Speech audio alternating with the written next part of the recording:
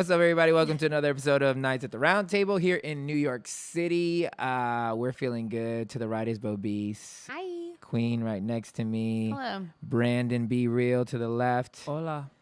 What? Here kicking it. We're going to go out to dinner later, so we're kind of excited to eat. Well, I'm not a ramen guy, but I think we're doing ramen, right? Is that what we're doing? A ramen that was on a Top Shelf? Ramen has a Top Chef, so I'm going to try it. Yeah. I'm going to Let try you it. know.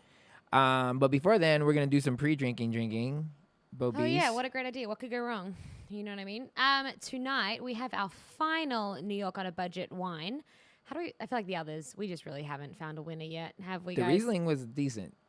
That's the because Riesling was $9. That's why. Yeah. It was $3. It was, listen, We splurged. that's how much it was better. It wasn't that good. It was $3 Also, better. it had a lot of sugar in it, so that's why Manny probably maybe liked it. Tonight's Tinto Old Vine Garnacha. Oh, no. Tinto Old Vine Garnacha. I don't know. That sounds good. Is that Asian? I don't know. Yeah. 2014. It is in Spanish, Espanol, so not really sure. It's telling me not a lot. Tasting notes, maroon, purple color. So you know it's going to be good when it talks about the color of the wine instead of the actual taste of it. It is aging during 3 months in an American oak barrel. It's product of Spain. Let's taste it before we decide There's whether no it's good type enough of red on it, so to keep this talking is just about that. like, cheers. Oh my God. It's not worthy of reading the label. I'm sorry. It's got Yo, I'm not mad at it. I'm not mad. Ugh. Manny, it's just because it's it's got hints of wine. Booty. I was trying to think of something that could like Got sound like I hints know what of I'm talking alcohol about. in it. I don't love it, but I also Yeah, don't hate it as much it's- as that one the other day. I agree. I would put this second. I'll take the sugary one. Riesling. the Riesling Yeah, I'll from take the that one podcast. number one of Yeah. the New York ones. Honestly, this might be my number one, but let me see how the aftertaste is. Sure. That's the wine. I Hey, just spit so- out my gum, so give me like 7 First more time tastes you and then I'll just tell did your teeth. Now I you're know. spitting out gum. It's because I don't want bad breath to hit the microphone and then bounce back and hit my nose, because then I have to smell my own bad breath. So that's True. why Oh. I like to have fresh breath. Clever girl. That's why that was part of my essentials for traveling. There you go. Speaking of bad breath, we're talking about lies the church sold you. Segue. And Part 2. everybody who prays for you should have gum in their mouth. Just kidding. Not just kidding. We're talking about lies the church sold you because the first season, this was a good response that we had from this one. A lot of people perked up. Some people, ironically, my closest friends, thought that we were talking about the church in a negative fashion. And so once again, like we did then, pre, in the middle, and post, we will preface for those who will continue to believe what you believe. We are not dissing the church. We are saying there are certain things that we believed as we were growing up that was told to us, not the global church, specifically to us, which makes it real, not the global church that happened to us that we felt were lies. Again, if you continue to listen past this moment, this is not a diss to the church. And you know who I'm talking about. Okay. We just wanted to talk about some certain things that we felt like were a little bit about misinformation. And apparently a lot more people think that it was true than not. So we're going to break into, I think, 4 this time. Mm-hmm. See how many we get through. We'll see what we get through. We're going to do 1, is God a conservative? 2, prayer alone is all you need. 3, your spouse is the key to your calling. 4, are some sins worse than others? Dun, dun, dun. Start off on numero uno. Is God a conservative? Brandon. All right, Kills got a Take it away. conservative. Okay, so let me give you a little bit of backstory. So I grew up in a very Christian home. As you guys are familiar now with a little bit of my story. And I just remember growing up around times where, people are getting elected and it's time to vote. There was like Christian publications that would send out these mailers, because back then it wasn't email blasts, it was mailers. And it would give you the conservative Republican candidate to vote for. Now, there's a lot of people who aren't even informed in what they believe and call themselves Christians. Okay, so I get that. So a lot of times they're waiting for someone to tell them, oh, I'm standing on behalf of God. This is what he Right. is. So let's vote conservative. And when you think about that, is God a conservative? And you read the Gospels, it would be tough for me to come to the conclusion that God, in human form, Jesus, was a conservative man. Like, he was a threat. He was dangerous. That's why he was crucified. Like, could you imagine Jesus just being a conservative and Caesar is just like, hey, I'm so glad that you're right here on my right side. You know, you're in my informant, and Wow. you stand by me. And like, if anything, when you look at Jesus, and he was above political parties. So I'm not even saying Jesus is a Democrat. I'm not saying that. I'm just saying that there's something about him that's dangerous to empire always. So the reason he was crucified wasn't because they were like, hey, you believe in an afterlife and we're threatened by heaven and hell. No, it was like the kingdom of God that Jesus brought here on earth was dangerous to the systems of power that were in place. Yep. And because he was danger to that, he was crucified. So when I think about conservative, I just think, no, Jesus is dangerous. That's a bad man right there, you know? And again, my whole life, it's funny because most people focus on one or two conservative issues. That is abortion and gay marriage. Right.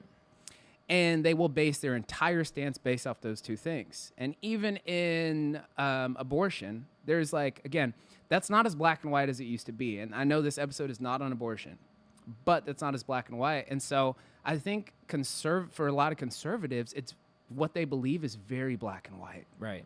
Yep. And they will defend it. They will shout it. They will Facebook you it, all of those things. And I think saying he's a conservative, that God is conservative, kind of puts him in a black and white status.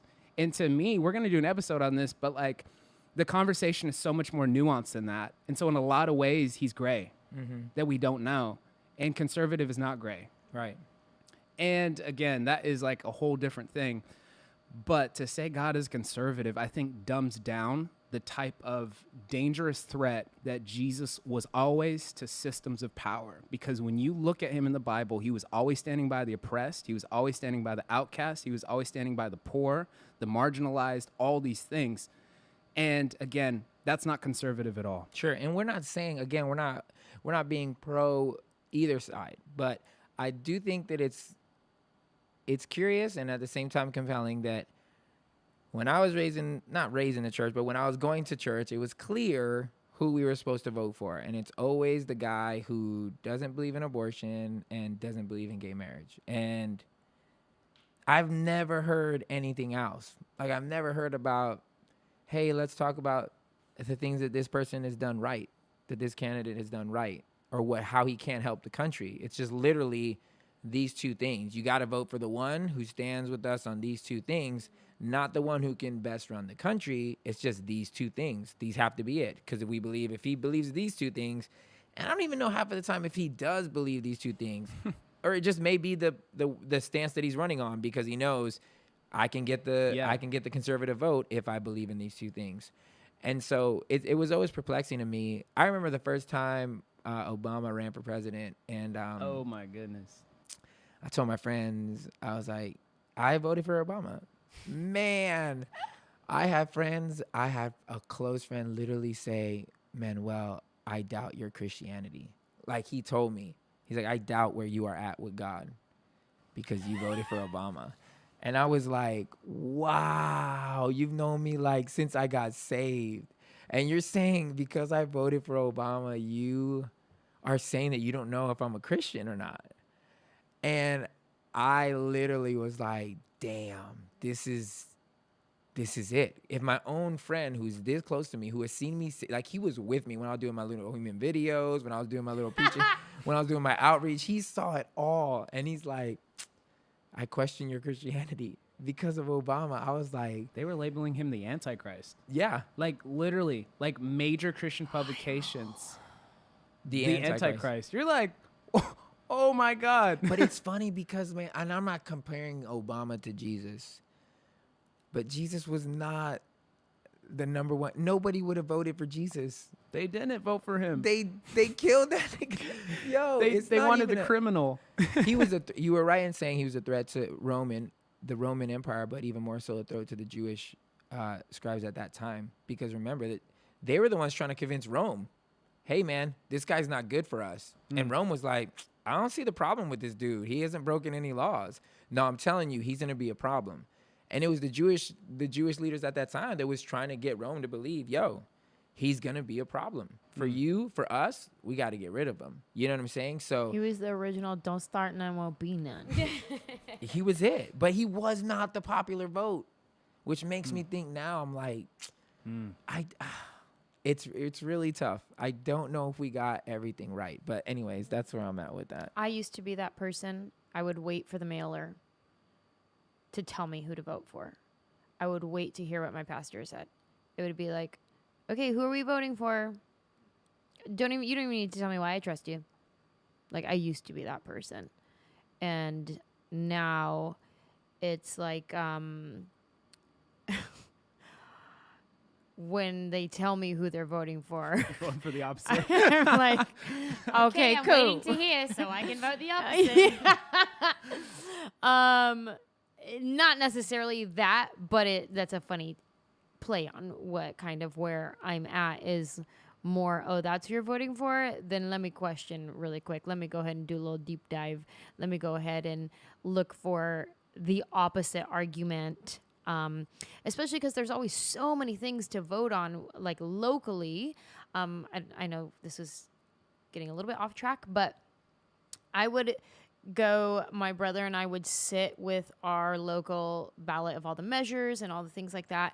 And we would find YouTube videos of both sides of the argument. And sure, we can't research every single thing about this one topic, but we would find like, what's the pro, what's the con, and who paid for this advertisement. So that's kind of how I would take that. And a lot of times what I end up with does not line up with what the church mailer ends up with. Yeah, it's interesting, I guess, living in a country that I didn't grow up in when it comes to politics because, and not that this is bigger than politics, we all get that. We're not saying all the things. Anyway, and so because where I grew up in Australia, we didn't have Democrats and Republicans, but we had like Liberal and Labor would be our two main parties. And I was the same in terms of growing up and just waiting for my dad to tell me who to vote for because he was my pastor as well.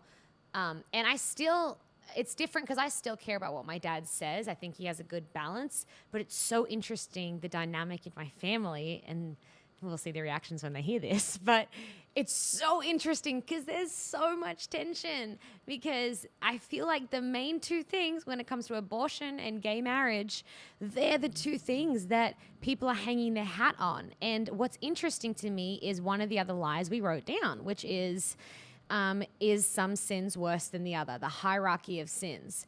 Because I don't know, I'm not saying anyone's perfect. No one should be. We shouldn't expect them to be. But I think it just feels like sometimes political parties can get away with other sins as long as they're not touching the hot topics of the church. Now, for me, I'm probably more balanced in my family in that, like, I really pay attention to what my sister and my brother think because they are very, free thinkers. They do a lot of research. And they even have differing views together. So it's kind of come to this place in my family, which is such an interesting dynamic. We all think different things in a sense. I'm more out of it in terms of Australian politics, but it's just really interesting that I grew up as well. And it's almost like I was dodging the responsibility of researching and seeking God on my own for an answer. God, what are you saying? And I was kind of taking away the responsibility because, whatever my pastor says, whatever this person says, whatever this influencer says, and on either side of politics, like, don't just take what someone says. Do the research yourself. Pray about it yourself. Ask your gut, ask God, find your intuition, follow the peace where your decision lies. Because at the end of the day, I wonder how many of us are going to get to the end of our lives and God's going to be like, oh yeah, no, I didn't believe any of that. We saw it. We were walking through Washington State Park thingy. Square Park. Thank you. Washington Square Park with the Arc de Triomphe, but the American version. the other day, and they had all these pins available, and there was a picture of Jesus, and in air quotes, it was like, I didn't say that, Jesus. And I just wonder when it comes to this, if we're not going to find out later that God's like, oh yeah, no, I wouldn't have voted for him. No, it's I mean, and Not that God votes, you know what I mean? sure. And again, it's not like I definitely don't. This is not a political rant, but it's at the same time, it's just really our own way of growing up, thinking, man, without being too political, the church has become extremely political, and it's really tough because we're definitely big on separating church and state on some things. Right. And then on other things, we don't want to separate that crap. And the other side of it too, though, because then you can have pastors that won't speak out when something's wrong, that won't say this is not okay. So you can't just stand up on a platform, on a pulpit and say, vote for this person, and then also not stand up and say what has happened. If you want to put yourself in the political arena, then put yourself in the political arena and stand by what you say and call out bad things when they happen. Like, don't just say the things that you want to say that make you look good. Call out when injustice happens as well and do something, because there's too many people, I feel like, that have all these opinions on Instagram that go real quiet when something that's going to rock the boat comes up. And I'm like, either be in the middle and like separate church and state, or you better be all about what you're like. If you want to have an opinion, sir, please have all the like. You For better sure. say all the things. No, and yeah, and you kind of brought it up. It's apparent and absolutely true, no matter who says it, that there is a hierarchy of sin. There is a level. I don't think I don't know necessarily to God, but definitely to us. There's a level of which sins become worse. Dare I say, there's a magical 3. I think there's a magical 3. Are you talking about culturally or just within each and every individual? We have like, there's that top No. 3? I think Culturally. culturally, Okay, we yeah. have deemed these 3 the bad ones. I'm gonna see if your third is the third I'm thinking of. The third I'm interested to see, because we all know the top 2. Yeah, Abortion. Abortion. And Homosexuality. and homosexuality. and then divorce. Yeah, that was my third too. Ah, damn. What was your third? Sorry, Elise. If you get divorced, you're It's so interesting because being divorcee, I think I used to think it was. I just never thought it would be my story. And when it became my story, I think I've always just been a little bit like big-mouthed, in that I'm a little naive sometimes and I say things that maybe other people wouldn't say. And so I figured, maybe it goes back to the like confidence episode, like, it's okay, that's fine. But I will say in the early days, so now I don't really care. In the early days, though, of being in the marriage, there was no way out, because the way out wasn't a way out.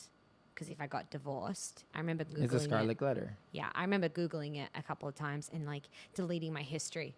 No porn, just divorce Yeah. searches. Like, No, but that's real. for real. Yeah. That's like, okay, look, and again, let's make sure that we're not stating a position on each side. We're just stating that these are the things that have been more prominent. Whatever you feel about these things is what you feel about them.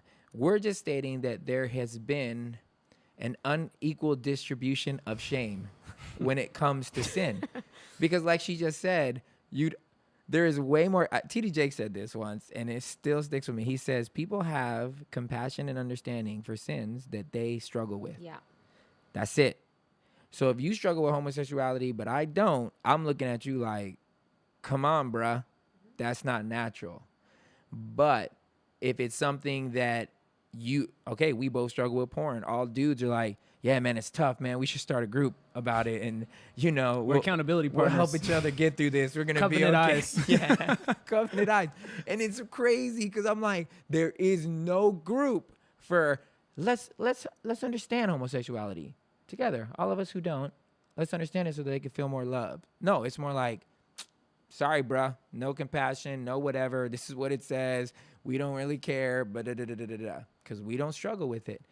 And that's problematic to me because I understand the effects of sin are different. And I know the word points out those things. It does point out certain things, sin against yourself, sin against your body. There is different repercussions for those things. And we would all say that, not being any perfect people at this table, we've all experienced consequences that felt worse, though sin is Sure. the same, Sure. that like has felt different. This is more. And here's even more of a thing. When we keep saying there's, Say it. sin is a condition that you are born into. It's not an act that you commit. We're just sinners. And the byproduct of being a sinner are sinful acts. But you're just a sinner, like at all. Like you just are born into this condition. It's a condition that the body is now riddled with. We are sinners from birth. You don't like at some point mess up and they're like, oh, now you're a sinner. At age 4, you lied and now you became a sinner. You know what I'm saying? Like you were born into this condition called sin, and now the repercussion of that is acts of sin, which are all these things that we may be talking about. You know what I'm saying? So when it comes to this, I feel like to God, sin means separation. So filter all that down from lying to this, to that. Like it's all the reasons why he had to send Christ. It's all of it. It's all separation from him. So it's very peculiar why we as humans felt like, let's make the things we're most uncomfortable with the things that matter to God the most. I don't want to make this an episode about the definition of sin. I just want to clarify, for me at least, speaking from my heart's perspective, when we're talking about sin, typically it comes off like this is a character flaw in you, like this is a way you messed up. I do not believe that being homosexual is a way you've messed up or is a character flaw. I don't co-sign that at all. And I know that that's not what we're saying here, but I know that that can be interpreted that way. So I just want to say those words to anybody who's listening right now, whether you are gay or not gay. I'm not saying that's a fault. That is a bad thing at all. Right now, what we're talking about is what in the church has deemed this is sin, and these are our top ones we're taking a stand on. That's the conversation that's being had right now. That's great. And I think even the thing that comes with that is this illusion that somehow you've been separated from the love of God, or God is mad at you. Yeah. Right. And God has never been mad at you. And the reason I know that is because he sent his son Jesus, right? It says, for he so loved the world that he would send the most valuable thing to him to show that you have value and that I love you and I don't want to be separated from you. And even going back on what you were just talking about, Manny, of how unless you have that same struggle, you can't have compassion. I also see it on the opposite end too, where people, if they struggle with that and they're not coming out of a place of having grace or having mercy, they'll double down on it. Yes. So people will be like, yo, homosexuality is a sin, like, and just like really double down on that. But behind closed doors, that's because the thing that they're struggling with the most. So it's almost like what Jesus say when he talks about before you deal with the speck in your brother's eyes, deal with the plank in your own, or the log.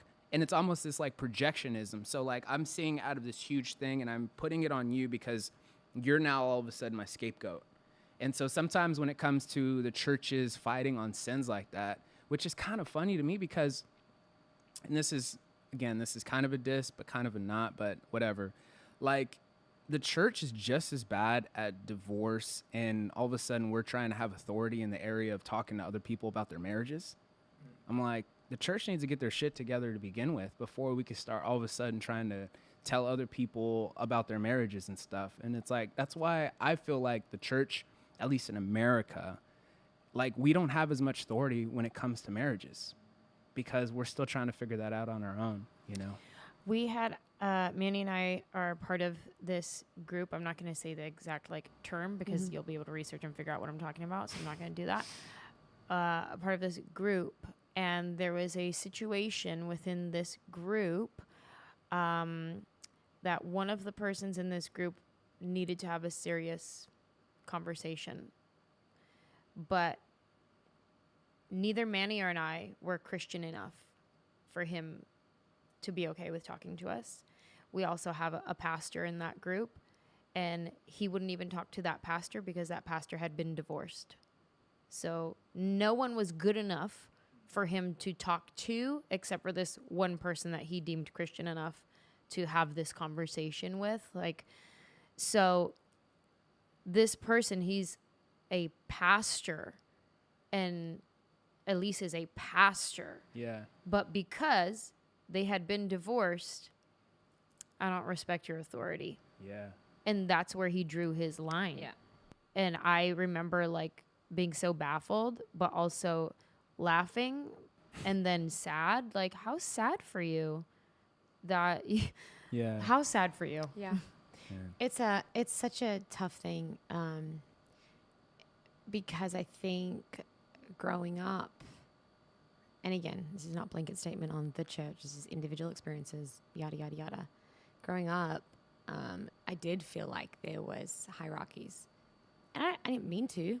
It just, you spend so much time, I don't know if the Bible says it, but the people's, Oprah probably said, I'll say Oprah did, you become like who you hang out with. Like, and so when you hang around and you hear things so often, it's really easy for me to justify my own weaknesses and judge somebody else's, I think is what we're saying.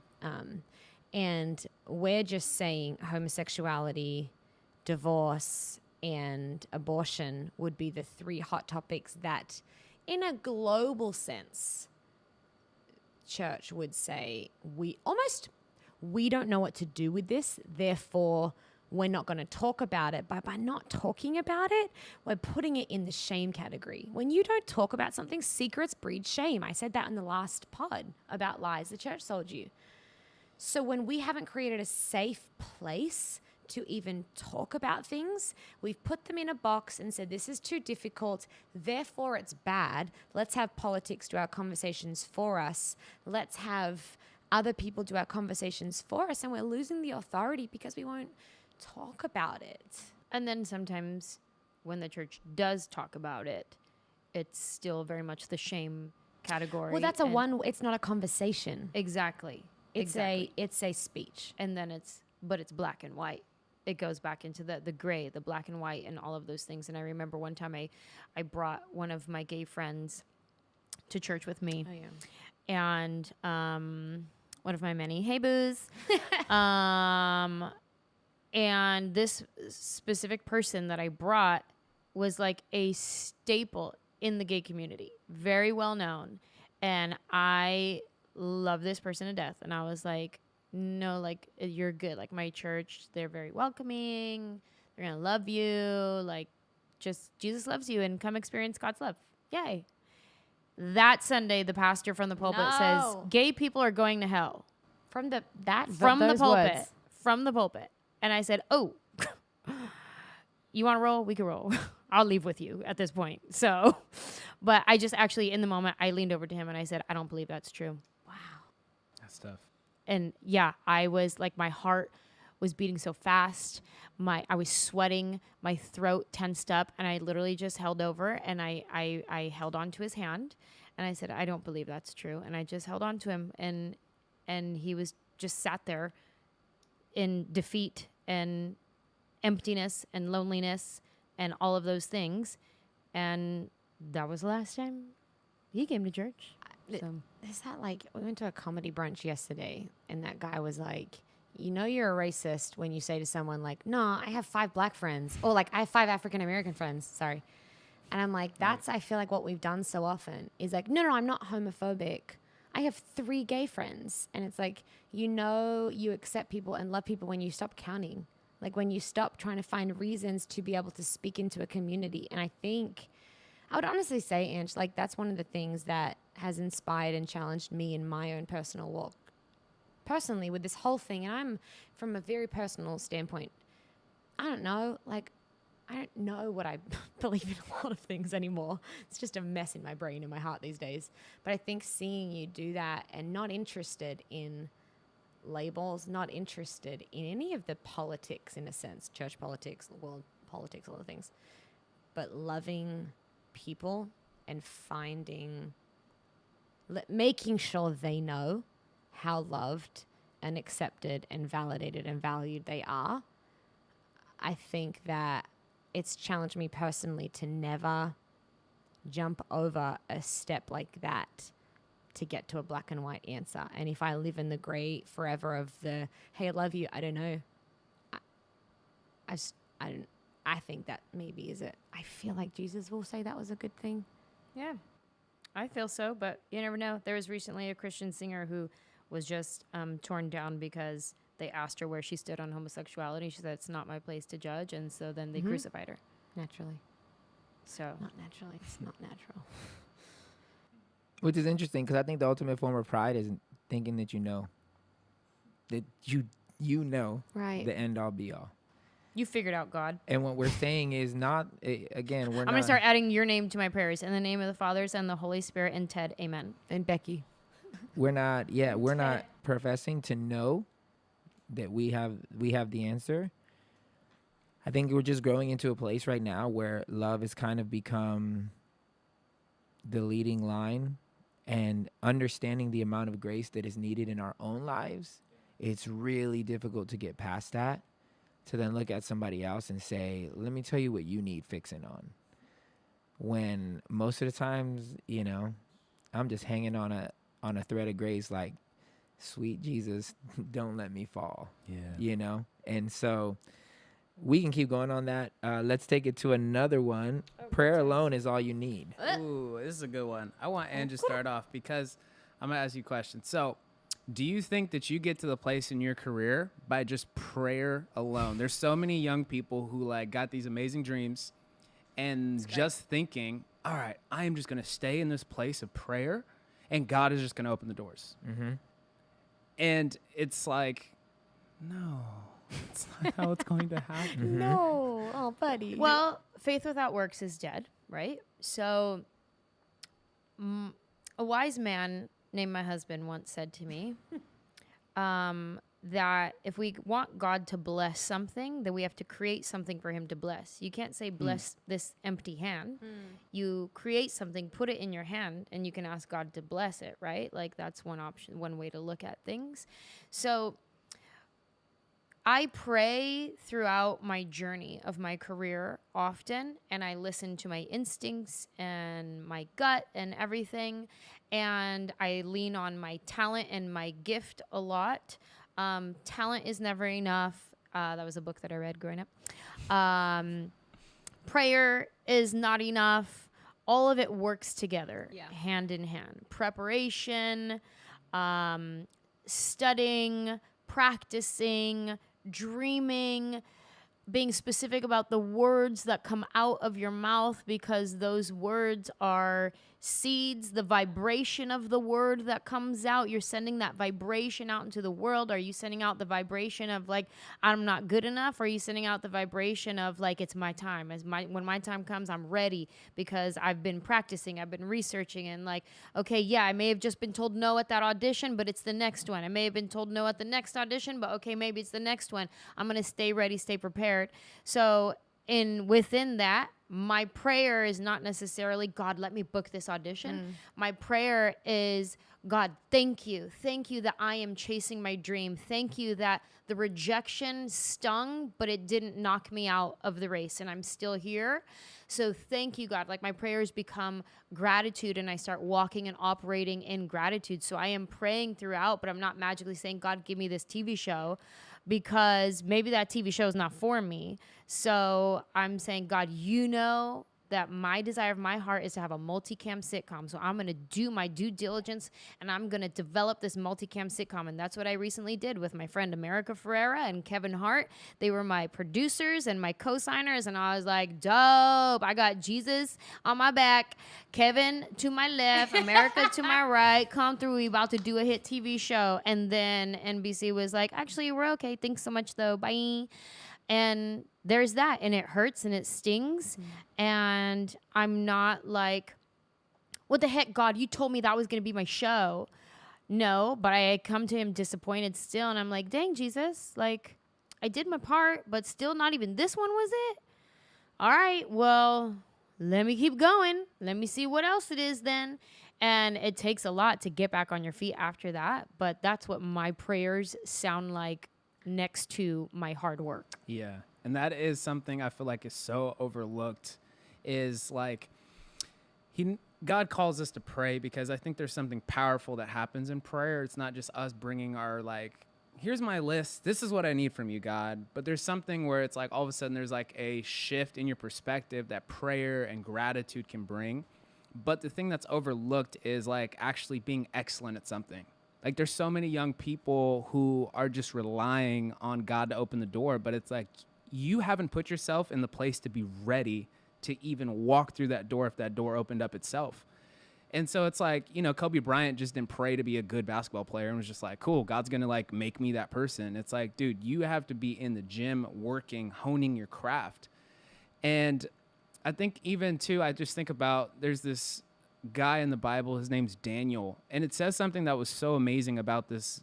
It says that there was a spirit of excellence with him. And it was because of that that he was able to ascend to a place where he could be influential in other people's lives. That I truly think that if he didn't have that excellence about him, and if there wasn't things that he was working on to be that, he wouldn't have gotten to that place. 100%. Like it's the same way even relationally. Like so many of us are praying for an amazing spouse or praying for that person, but you're not taking the time for you to be that, because I have found it to be the case that a lot of times God will put me in a place to be the answer to my own prayer. Mm-hmm. Like he's not just interested in you praying stuff. He's interested in developing you and making things evolve, and that there's growth inside of you. And if you're not willing to be that, quite honestly, you shouldn't be praying for that. So be the answer to some of your prayers. That's your next Saints t-shirt right there. Yeah. I would buy that shirt. I'm the answer to my prayer. I'm the answer to my prayer. And again, that's not even coming out of a place of pride. Yo, bro, I'm gonna buy it. I placed my order already in my head. I placed it. That is like God's way of doing things, you know? Like one of the craziest moments of my life happened when all these times I was asking God, what do you want me to do? What do you want me to do? What do you want me to do? And what's crazy is I had gotten the car registration for my car to pay. And after I paid it, I got it. And then they give you a little sticker for the new year. And so I remember taking the sticker off, and it gives a little example on the back of where you're supposed to place a sticker. Like, you don't know where the sticker goes. And on the back of it, it had a fake license plate, and it said 1 Sam 123. It was like 1 Sam 117 or something like that. And I was like, that's interesting. I was like, wait, let me check out. This might be a verse. So, and this was the time where I was really asking God, so it said what am 1 SAM 1. And think it was like 7. 16, 17, something like that. And I was like, yo. And I had been praying for God, like, what do you want me to do? What do you want me to do? So I was like, God, I'm going to be so pissed at you if this is a verse, like exactly what I'm needing to hear. So I opened it up, and it's a story of Hannah. And the priest asks her, he says, do what seems best for you. And I knew God was speaking to me. And I was like, oh my God, this was the first time in my life that I heard God ask me, what do you want to do? Ooh. And that's where I was like, oh my goodness, I'm praying for direction. And he's just like, then move.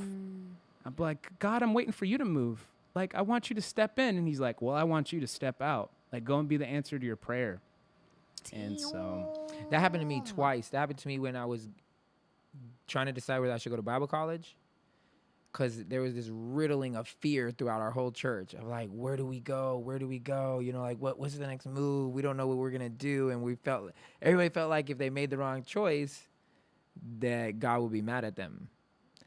And I had the opinion of like, nah, that's dumb. I'm going to show up at Bible college, and if I'm supposed to be there, I'll know. If I'm not, I'll know. And I'll just check out the next semester and bounce. It's like simple. Because I can't just sit around and just be like, what do you want me, what do you want me to do? And just stand and literally go in a circle and not walk, not move. You know what I'm saying?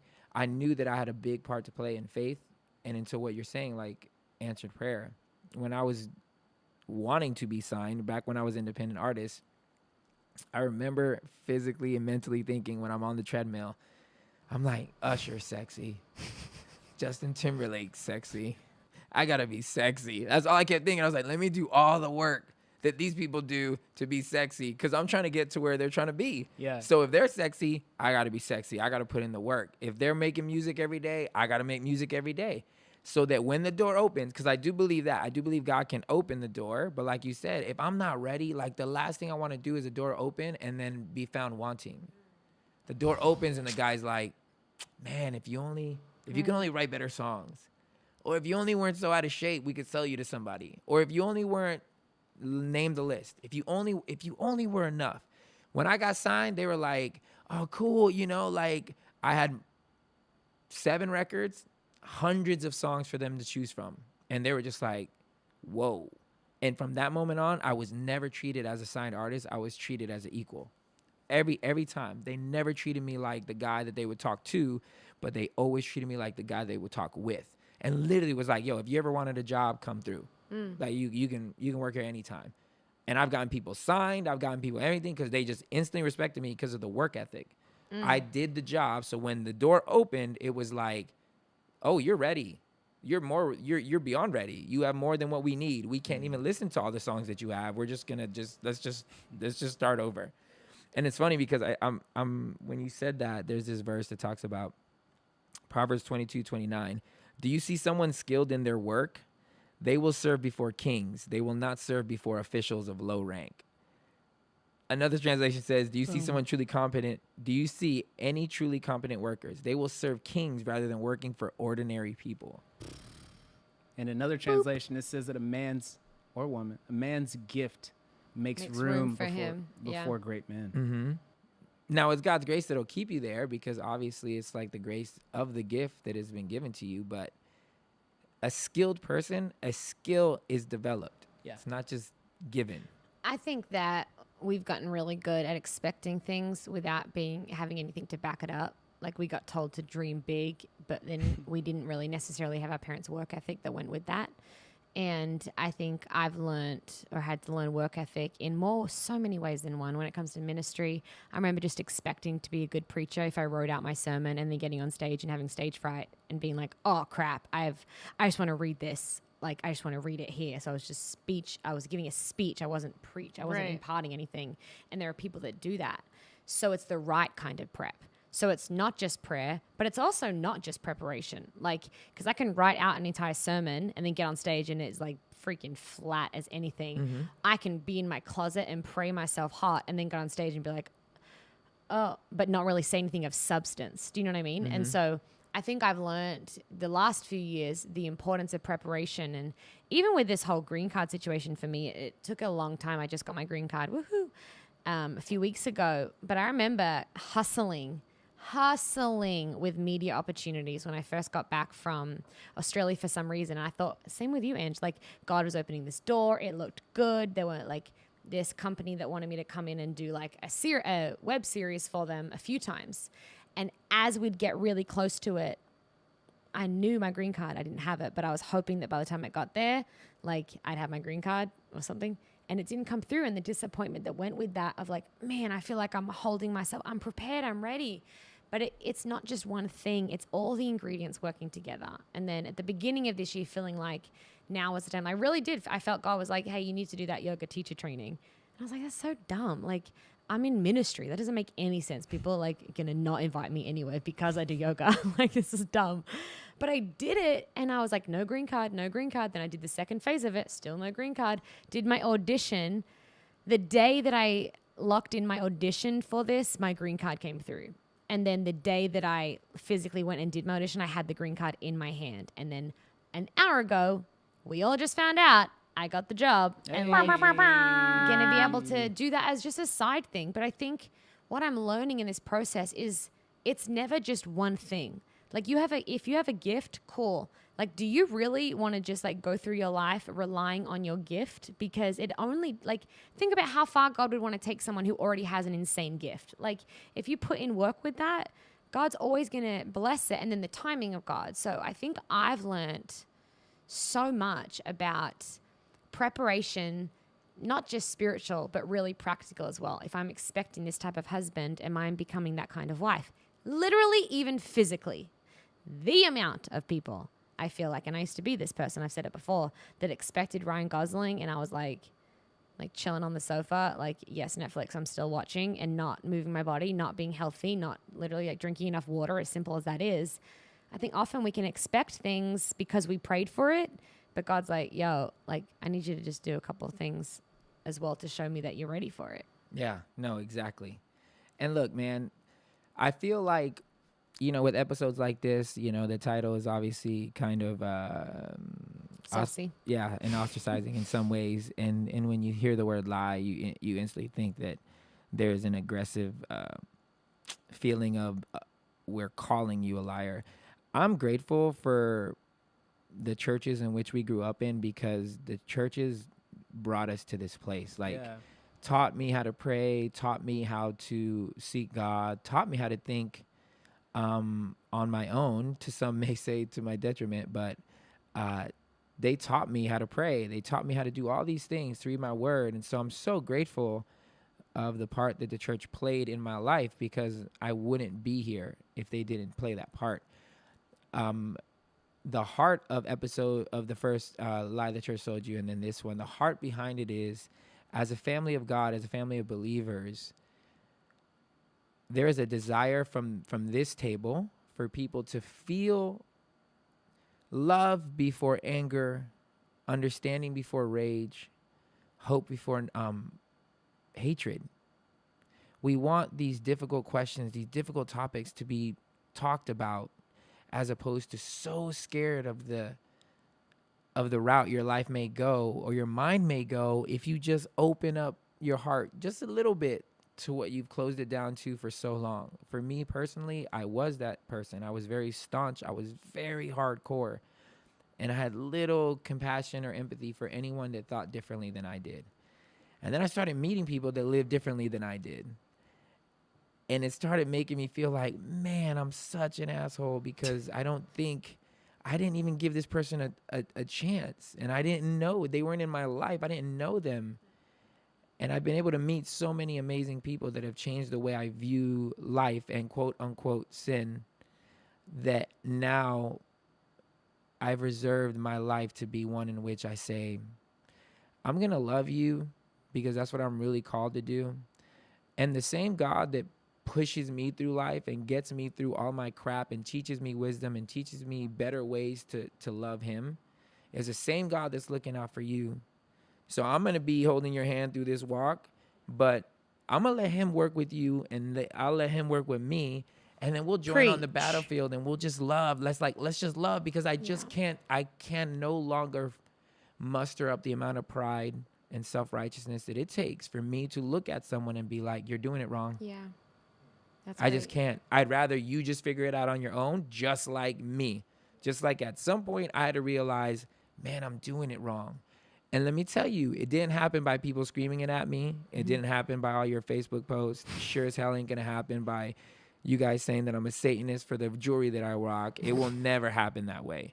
It will happen when I am introduced to an actual loving moment, whether it's the creator or someone that he created, lets me know, hey, man, you ever thought about this? And so we're hoping that this conversation that we had, I know for a fact it will spark anger in a lot of you, because it's a conditioning. It is a conditioning. We're conditioned to think that there's an opposite thought pattern or an opposite way of thinking according to ours.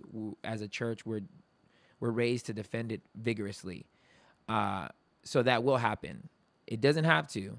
And we've learned for sure, especially through season 1, that there were a lot more people thinking the way we were than not. So that was really a blessing. That's what I mean. I think we keep expecting, and sure, there's going to be going to be people, because we don't by and large, I don't want it to sound like we got more hate than we got love. I think the beautiful thing about this podcast has been the realization so many people are on this journey. Sure. I'm not talking about that. I'm talking to the fact that there will be people. I want to talk to them. Right. Because I used to be them. Right. And all the people that are with us will, amen. But the person that may be still angry, that may be still feeling like we said something that we shouldn't have, we are just inviting you to the conversation. We're not telling you what to think. We're not telling you what to feel. But we are inviting everybody to a table where you are not judged, where you are loved, whether you agree with us or not. Because that is the only way we feel that there's going to be real change, is if we start accepting one another, even in our differences. So we're hoping that that's the heart that you get from this. We love you so much. And we'll keep doing these if these topics, if you guys want to keep talking about, I'm sure we'll get some more We didn't get to 2, right? We did 3 of them. Oh, we did? There's only 1 that we didn't get to. Oh. But I don't think we have enough time. Okay. Yeah. Next one. Says.